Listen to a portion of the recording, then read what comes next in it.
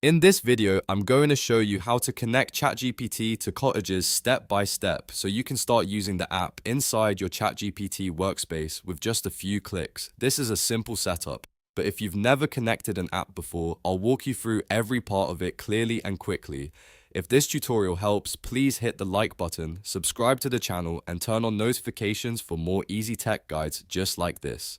Now let's jump in. First, open ChatGPT in your browser and make sure you're signed into the account you want to use. Once you're on the main page, look to the bottom left corner and click your profile icon, then open settings. This is where ChatGPT keeps all of the app and connector options, so this is the first place we need to go.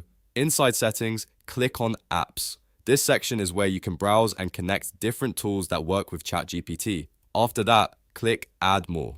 That will open the app directory where you can search for the specific app you want to connect. Now go to the search bar and start typing Cottages. As you type, ChatGPT will narrow down the results and show the matching app. When you see Cottages in the list, click on it to open the app page. On that page, you'll see the option to connect the app to ChatGPT. Click Connect. If ChatGPT asks you to confirm the connection again, click Connect again to continue. This second confirmation is normal, and it helps make sure you really want to link the app to your account. Once that's done, the connection process will begin. Next, click New Chat. This opens a fresh conversation where you can start using the connected app. In some cases, you may need to click the plus icon and then select More, so you can access the app options inside the chat window. If you don't see the app right away, this is the place to look.